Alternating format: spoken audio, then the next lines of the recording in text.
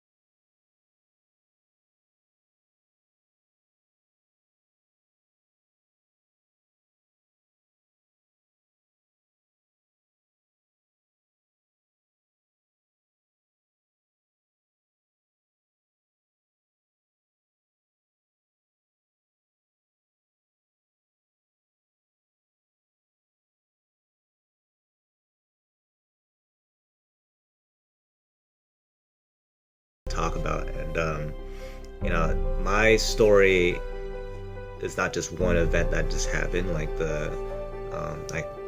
had a problem. I came up with a solution that helps people. Like Uber, when the guy who created Uber, he was in San Francisco on the street corner, and he couldn't find a cab, so he was just like looking at his phone, and he was like, "Man, I wish I could just push a button and a cab can come right at my right at my feet." And there you go. He came up with Uber.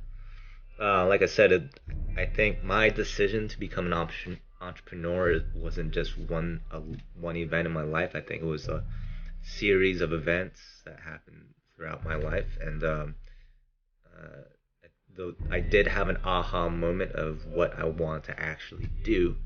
But like I said, I think me becoming an entrepreneur is was just one. It was I think it was just in me in the beginning because of my mom, and she was a more of a business person, and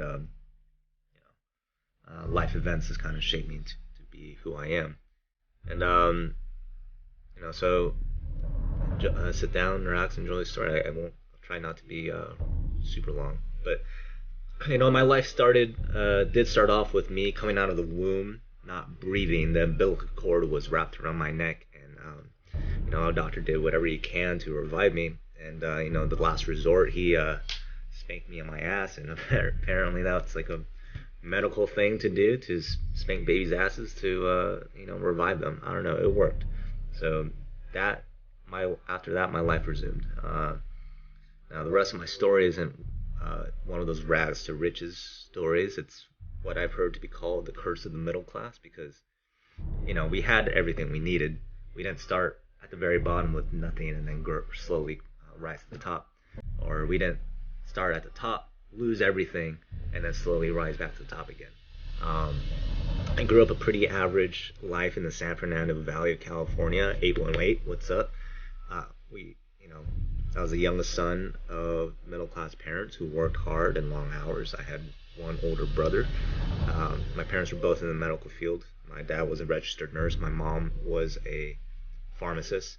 And my with my older brother, we were 5 years apart, and he always seemed to always get in trouble. And I think that's just kind of like most the nature of most firstborn kids. I don't have to tell you this, but I think a lot of our experiences and living environments can have a major effect of why we are the way we are. And I think I developed a sense of helping people because, my brother and we kind of grew up in a retirement home. Not like, I think we had a house. My parents owned a house that had a lot of old people in it, so it was a assisted living. Um, so I just kind of grew up with the workers and the old folks. The workers help the folks. Just from everything from cooking breakfast, lunch, and dinner to making their beds, to tucking them into beds, to bathing them. So I think that's when my sense of helping people out kind of grew, and I think I have more of a connection to with older folks for I think for that reason. Um, so not to get into too many details, my parents did own two retirement homes over the course of their lives. The first one, well, they had two, and they both didn't end up very well. They they had the business for a pretty while, maybe 3 to 5 years. My mom had my uncle, her brother, invest in the business. That didn't end well. It contributed to me and my brother not seeing my two cousins for more than 10 years. It's weird. It was weird to remember them when they were 3, and then see them again when they're 15. Um, it's after that my dad he wanted to stay out of the whole business thing. I think it just kind of scared him. It wasn't for him, so he just stuck with doing being a registered nurse at a hospital. My mom continued to do it was come and go businesses. I mean, she was a pharmacist for a pharmaceutical company for a little bit, and she kind of got into this network marketing with the WMA, World Marketing Association. I know they're around now. They're called something else. She did really well, but I think with with my dad didn't like it very much. She was gone a lot, working long hours, so she slowly crept out of it, and then eventually she started opening up her own pharmacy. Her pharmacy that she was working for, it went out of business, so she decided to open up her own pharmacy. Got another got another business partner to invest in, and that didn't end up well again.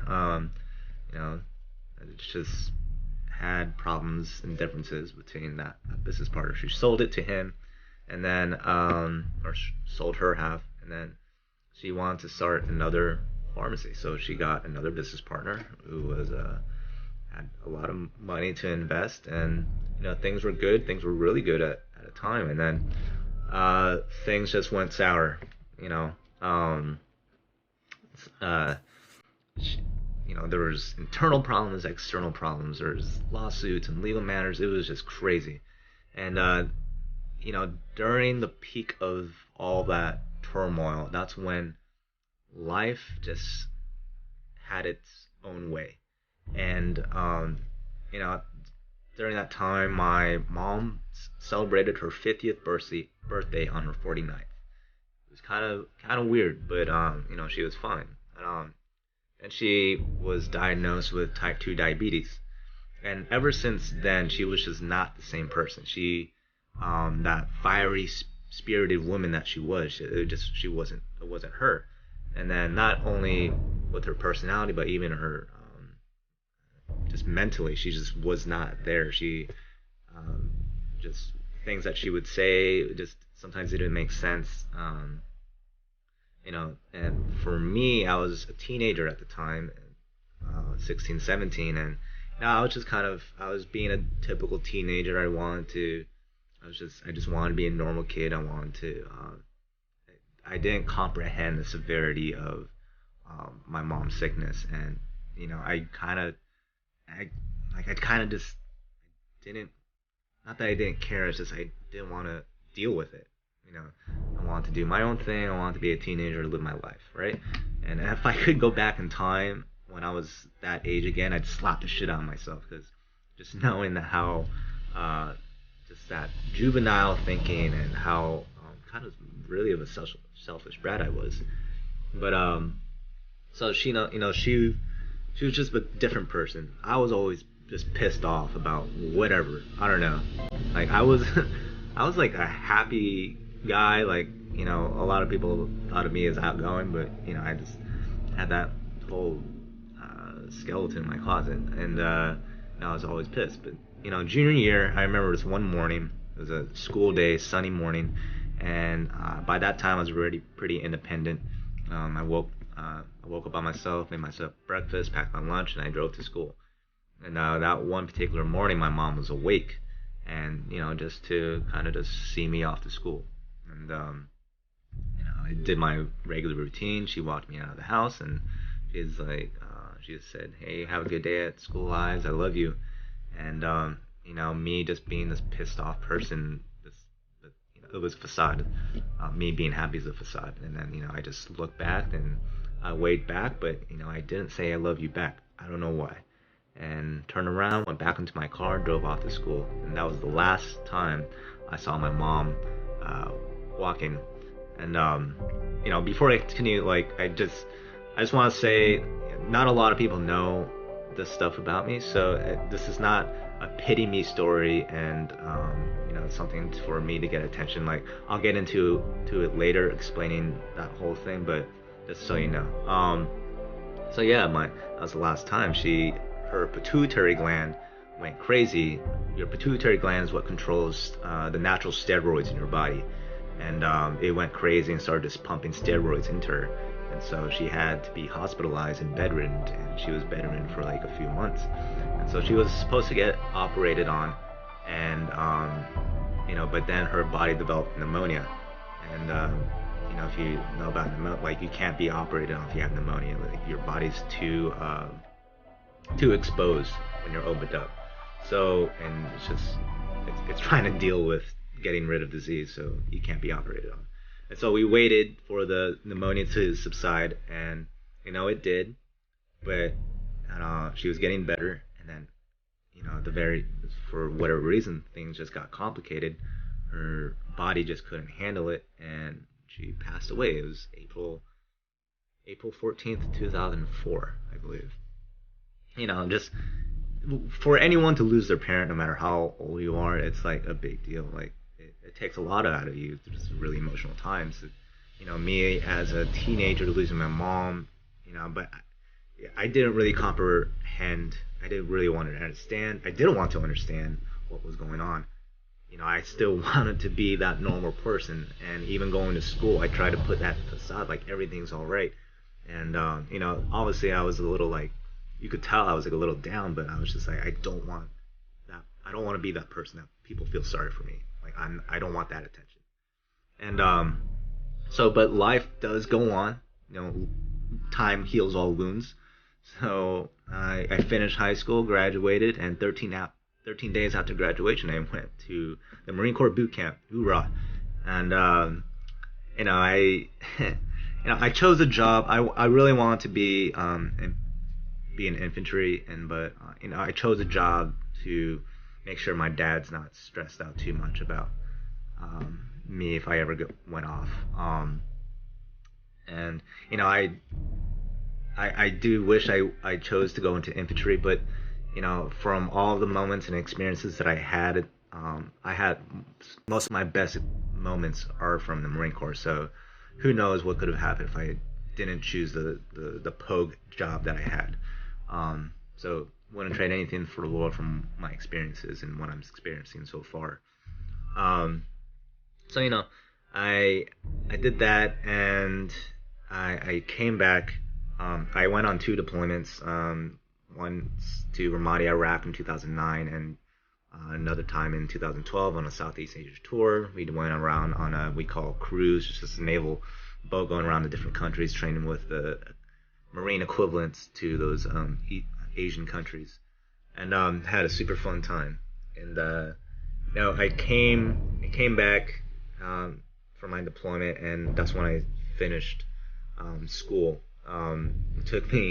It took me 8 years to finish school, almost 8 years. and that's with all the training, all the deployments I went through, and not the GI Bill couldn't cover um, all of my tuition, so I was I was 100K in yeah 100K in debt after I graduated, and I went to school for video game design. I consider myself an artist. Like I wanted to be when I was a kid. I wanted to be an animator, specifically for Disney. Um, so found out that when I started school, I didn't have the talent enough as the other kids. A lot of people were so much better than me in traditional art, and just animation was not for me. But I was good at the 3D stuff, so became a video game artist. And I was like one of the better people to our graduating class, and I could not find a job in the video game industry. Like I couldn't even get a phone interview. And so I went back on active duty orders, and not to get too much into it, but yeah, if you're in the reserves, like you can go on active duty orders at any given for any kind of period of time. So, but I won't get into that. So in the middle of those orders, my friend gives me a call. He was actually my sergeant when I was a boot lance corporal in the Marine Corps, and he calls me up, and he's like, hey, he works for the Department of Labor, and he's like, hey man, you looking for a job? I'm like, yeah. What you got something? He's like, yeah, I got this federal job. And I was kind of hesitant to kind of keep, to go on with it because I just knew it was gonna be an admin job. I wanted to stay away from admin jobs. And he said, yeah, it's a secretary job. I'm like, ugh, a secretary. I'm gonna be a secretary. And so I asked what the pay was. It wasn't too bad. So I was like, hey, whatever. I'm a Marine. Um, I'm confident enough to know I can start anywhere on the bottom and get to the top, no matter what it is. And so I took the job, or I wrote up my resume, got an interview the next week, and within a month I got hired. So I was like, man, maybe I'm supposed to be here.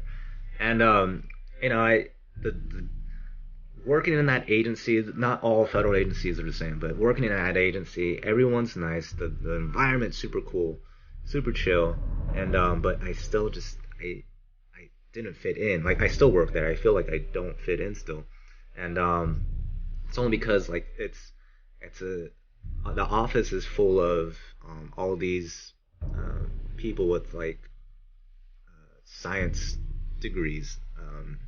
I mean, there's marine biologists, geologists, geophysicists, petroleum engineers, like all these science stuff that just kind of goes over my head. So, but when I first got in, I'm like, let me just learn the basics of what they do, and I can be in a leadership role within, at least within 5 years. And but being with them for the past 2.5, it's just like it doesn't work that way. It's not structured for you to grow from the bottom to go to the top, at least in just what my experience is in. And at the same time, people are super nice. They're really appreciative of like me being a vet, and but I still get their eyes looking at me and feeling like they don't really know my full capabilities and what I was able to do and what I've gone through and everything. And the sad truth about it is that, and it's just, I'm not trying to be negative, but no one cares about as like no one cares what you've gone through as a vet. And that's, like I said, it's not trying to be negative. You just need to understand that people hired you because if you're a vet, people hired you because you're a problem solver and you know how to take orders without basically bitching. So they just know that thing about us, that's why we're good to be hired. Everything else, just all the crap that you go through, it kind of just goes over the head. They don't want to hear about it. And so like I said, I just didn't feel fit in. I felt stuck. And after a year of working there, one day I was heading out, going back home, and I get a phone call from my sister-in-law. My older brother, like I said, we were 5 years apart. He had already a family. He had one stepdaughter, Adriana, which I consider my blood, and he had a kid, Malachi. He was like 1 or 2 years old at the time. Super cute kid. And I get a call from my sister-in-law saying, "Hey, have you heard from Mike? Mike's my brother. Mike. He was supposed to be home by now." I was like, oh, "It's Mike being Mike." And so I said, "You know what? I'll try to get a hold of him, and I'll let you know." Called my brother. Went straight to voicemail. So I'm like, like I said, it's just Mike being unresponsive. And 5 minutes later, I get a call again from my sister-in-law, Annabelle, and she's just crying hysterically. She's telling me how Malachi's in the hospital and Mikey didn't make it. And I was just like, "What? What do you mean, Mike? What are you talking? Mikey didn't make it? What are you talking about?" And he got in a car accident, and from all the investigations, and I just kind of knew because I talked to him 2 days prior, and because we were supposed to meet up, I'm like, "Hey, dude, where are you at?" And he's like, "Oh man, you know what? I've been so tired lately. Like I completely forgot. I'm sorry." My brother just trying to support a family, doing whatever he could. He was working 80 hours a week, and just did everything he could to support his family. He was he was a graphic designer, and he did all these other small time jobs. And me thinking about that, like I don't want to be that person who's working 9 to 5, 5 days out of the week, 260 days out of the year, just so I can get that retirement at 65, or just so I can get that. I don't want to have that debt for the rest of my life. And I've been told, like, "Oh, you're always gonna have debt. That's normal." I'm like, no, that shouldn't be normal. You shouldn't be paying almost $1,000 a month on student loans. That's insane. And uh, at least for the rest of your life, no. And I just there's nothing wrong about working for someone else, but you should never feel stuck somewhere. You know what I'm saying? Like you should be able to know that you're able to grow and keep moving forward, keep growing, and keep learning. Where I'm at with my job right now, it's like I feel stuck. And it's nothing I want to keep doing for the rest of my life. There's no passion, there's no love for it. I can do it, but no passion.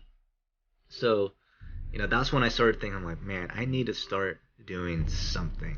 There was a reason for me to be living on this earth. I mean, it started from the very first day of my life. Like, I wasn't breathing, and there's a reason why I still lived. There are other times when I was a kid, I was bodyboarding. The way that the wave took me under the water, like I could have drowned. Like it was a miracle that I came up on top.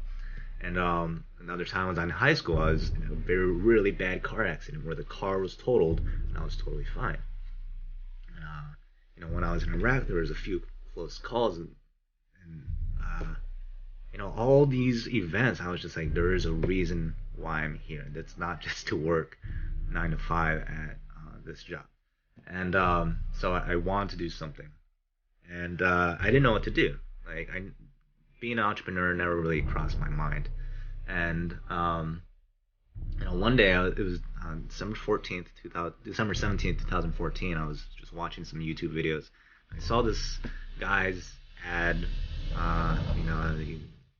He was in his garage with a Lamborghini, so I was like, what is this? I tend to don't watch and listen to those commercials, those like get rich commercials, but I'm like, whatever. Like I am so broke right now, 100K in debt, and like let's just see what this guy has to offer. And I listened to the whole video for like an hour, and I liked what he was saying. It was just practical information that I could apply. And so I started following him. His name's Ty Lopez, and started just really getting down to all the fundamentals and the mindset of being business savvy. And I was just like, man, I did not learn any of this in high school. And that's when I started to realize how important it is to read. Like I I never read a single book before then, for like 10 years. And since then, I've read over at least over 30 books. So totally shifted my paradigm. And so a year passed, and um, I'm just like so excited that I want to start this business adventure because I just want something to I just want to be fulfilled, and I want something to show to my be able to take care of my nephew and just teach my nephew something when he's all grown up. And so I went to Ty Lopez's event in January 2016, and or in December 2015, and I saw this guy. He was speaking, and his story is really compelling. His energy resonated with me. So, you know, as soon as he's done talking, I went to the back to him and started talking to him. His name is Nick Unsworth, and he gave me a ticket to his upcoming event, so I went to it. That was in January 2016, and I at that event, that's when I had that one aha moment. It was exactly what I wanted to do. I was thinking about like my Ularian destiny, about like all the things that cross and what I could potentially do. I knew I wanted to do something creative. After my brother's, well, because of my brother, I kind of came up with this idea of naming a creative studio called Myke, Mike Creative Enterprises. I didn't know exactly what I wanted to do though. But I started thinking about what pisses me off and how I can help. And I just went back to that same thing about myself, about how I felt like I didn't fit in and how I felt stuck at my job. And there's something that I can do with the military skills that I know and learned and I live by, that I can convert it to something that's more fulfilling in my life. And so I had the aha moment because too many times have I seen it. Talking to people that are about to get out, about to retire. They have 15, 20, 25 years in the service, and they don't know what to do next. And they either go back to school, that's fine, or they start working for someone else again. That's like, dude, you've been working for Uncle Sam for this long. You've learned so many great things. You have so many great experiences. You have so many skills. Why settle? You know what I'm saying? Like, I don't want to settle. Why would you want to settle? You know so much more than that average person. And so that's why I came up with this idea to help veterans discover how to monetize their military skills and their personal talents. So, um, that was my whole vision that I want. And Nick Unsworth, he started in Facebook as a Facebook marketing expert, and I was just like, yeah, yeah, I could do that. I mean, I love psychology. I love sociology, the behavior between people. I like being creative. Steve Ogilvy, he was kind of like the godfather of advertisement. He the character Don Draper in Mad Men. That's loosely the character is loosely based on Stephen Ogilvy, and Steve Ogilvy said, creativity without strategy is art. Strategy with creativity is advertisement. So I have a background in graphic design, computers, and I was like, yeah, that's something I can really, really do. I can see myself doing that. And so, and that's the birth of Freedom Walk Warrior. And I just started it, and my first step is to help veteran-owned businesses get more clients through the door through Facebook marketing. And I'm loving every second of it, just all the learning and the talking to people, just meeting new people, and that's part of me. Like, meeting new people and talking to people is what I like to do. So I think this is a really good fit of what this business venture.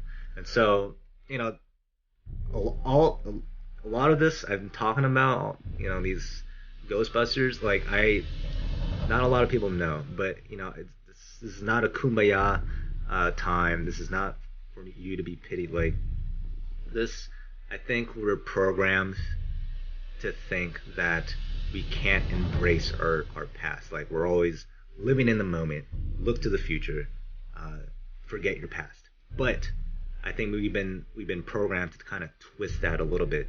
The past the past shouldn't be this negative thing that you shouldn't be talking about. The past is who who you are, and if you can, everyone has negative things that happens in their life. Like my story isn't any sadder, isn't any better than my next door neighbor. Like everyone has a story, and everyone should be able to tell that story. And you know, we shouldn't. If we can take the negative things in our lives, flip the script, and turn it into something positive to share to the world and help people, that's what we were meant to do. That's what fulfills us. And it doesn't matter. You don't have to be an entrepreneur to do this. Not everyone needs to be an entrepreneur. Not everyone needs to be a CEO. You could help people with whatever it is you want. Being a fireman, being a policeman, being in public service, being whatever, nonprofit. You can take what you've experienced in life and turn it into something that we can help the world. And I read this book by Steve Farber called The Radical Edge, and one of the things I learned from it was is part of my mantra is do what you love in the service of people who love what you do. I'll say that again. Do what you love in the service of people who love what you do. And if we can just do that by letting our past become our story and letting our story come up with something to help the world, that's a beautiful thing. And that's what I want to share, not only with you, with everyone around the world. I want to be able to influence the veteran community in the military because I just love the military.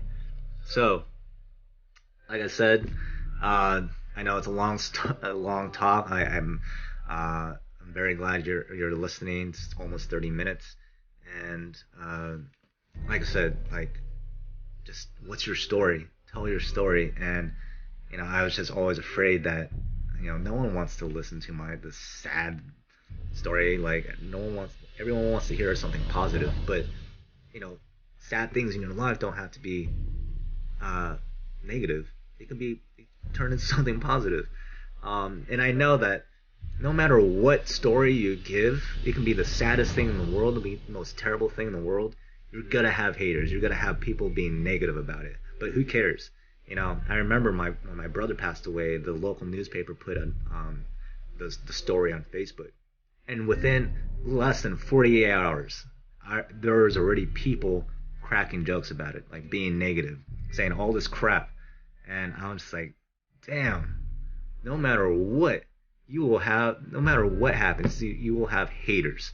And I remember, look at that, I was talking so long that I ran out of space. Anyways, I took things so personally that I started messaging these people on Facebook. Like I messaged that one guy back saying like, "Oh yeah, that was a brand new Honda. You want a brand new face?" But like I said, people are gonna have something stupid or negative to say about whatever it is you want to, and who cares? Like, don't get wrapped up in that. But anyways, like I want to just end it with here. Like I said, it's probably, I don't know, 30 minutes long already. And if you've got to this point already, I'm glad and very thankful that you took time to listen to my story, took time out of your day. 30 minutes is a long time to do whatever. And you know, I this is just my business coach, and Nick Unsworth, his wife, is actually my coach, and some of my other entrepreneur friends, they just encouraged me to put my story out there because it's important, and people who love stories. It's just we're built we learned from stories. So yeah, uh, if you enjoyed and have any suggestions on what I can do to progress, and um, like this is just like the raw version of what I want to do is telling my story. Eventually I want something to have this more like professionally developed version of it. But anyways, leave any comments below what you think and what maybe I should take out or add about my life um, to make the story more compelling. Um, like I said, I appreciate you listening and watching this video. And I started this journey, so I want everyone involved in my life to be a part of it, and let's be part of my story, and you know, let's I'll see you at the top. All right, thanks, guys.